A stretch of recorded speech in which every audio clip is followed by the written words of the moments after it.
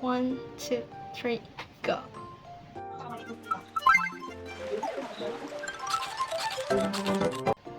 Hello guys, so welcome to my YouTube channel, and today I'm going to review an app for learning language. So it is Duolingo, and beside Duolingo I also used a kind of website named Renshu. I was using these two apps for learning languages. So my picks were Dutch and Japanese. But before we started, I'm going to introduce myself first. My name is Naura Niken Berliana and I'm from class 3B. Okay, without any further ado, let's get started. 私の名前はナラです。ナラちゃんで呼んでくださいね。私は90歳です。実は3年前に日本語を勉強していました。アニメで日本語を学びました。私の好きなアニメは夏目友人帳です。私の好きなキャラクターはにゃんこ先生です。にゃんこ先生はとってもかわいい。めちゃくちゃかわいいです。OK。じゃあ、また明日。またね。またね。皆さん、ありがとう。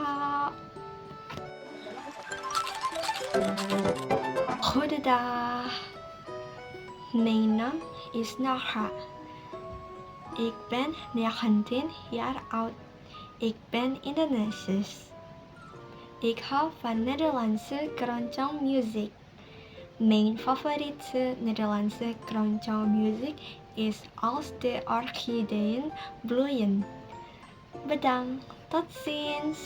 So, 2 weeks ago, my lecturer asked us to study new languages other than English and Indonesian.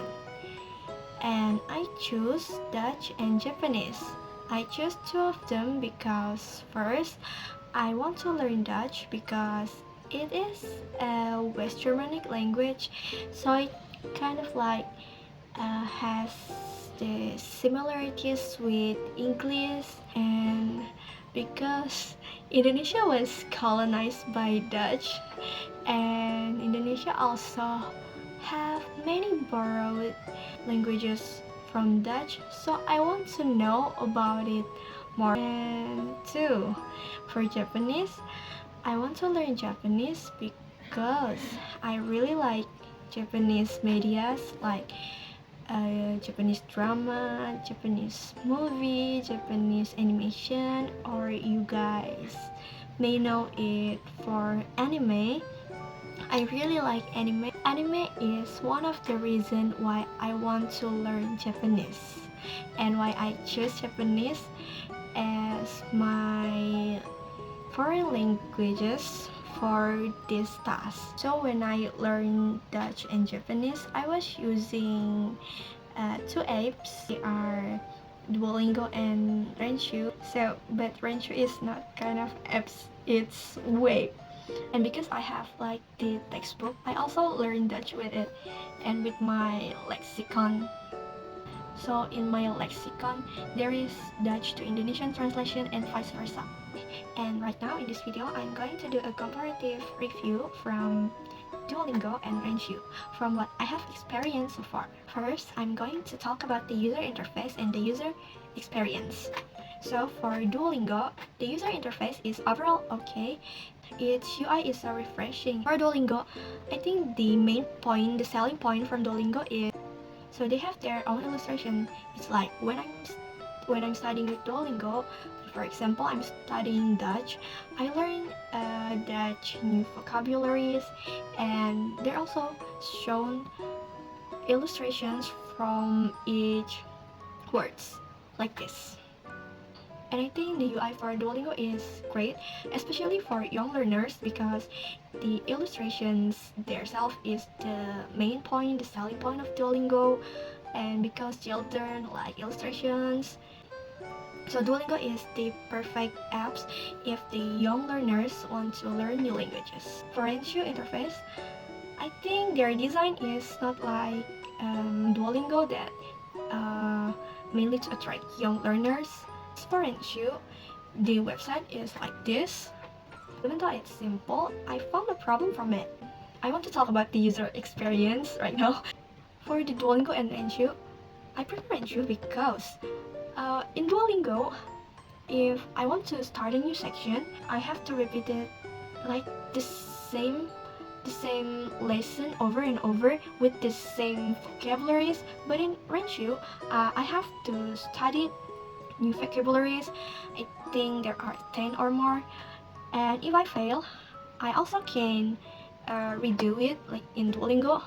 But in Renshu, if I have finished learning this one section, I can move to another section, and the lesson in each section is not too long like Duolingo. It's like you can see in here, one section in Duolingo took so much time for me to finish. But when I'm learning with Renshu, I can just study it this section and then move forward. Or maybe when I made mistakes, the website will give me the recycle exercise from before, from my mistakes in my previous study. And the second thing I want to talk about is its features. So in Duolingo,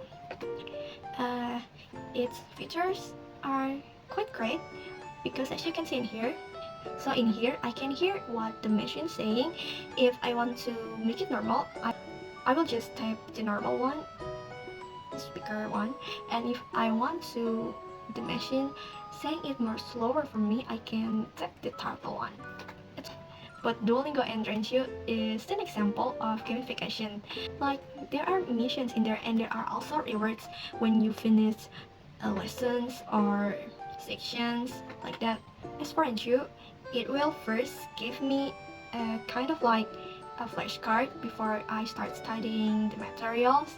And the thing that get me too frustrated with Duolingo is its hard system. If I made too much mistakes, for example 5 mistakes already, I have no hearts left. I cannot play Duolingo anymore. I cannot exercise in Duolingo anymore. So I have to watch the ads, which I found a little bit annoying.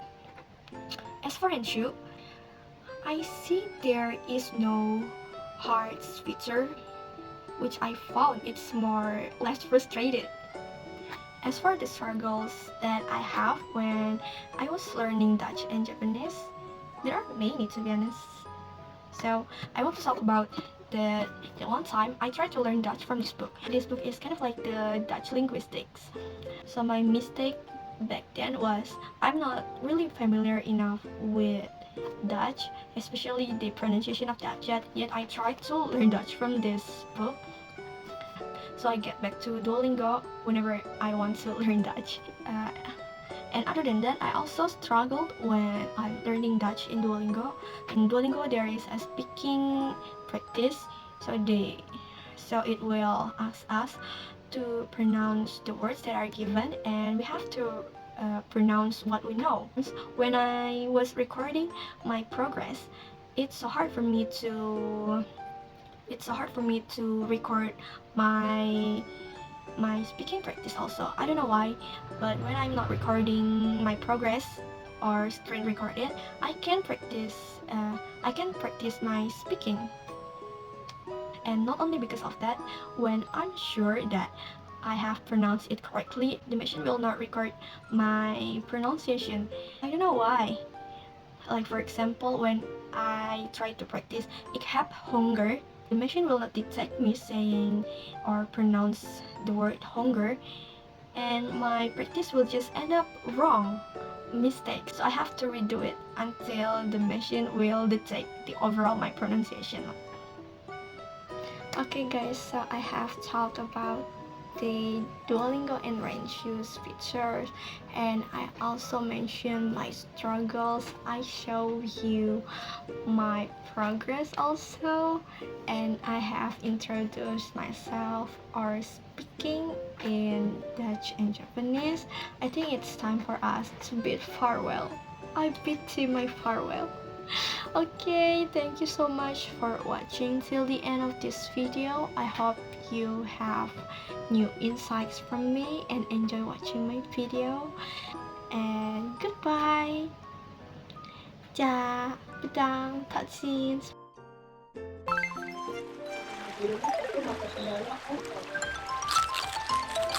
Thank you.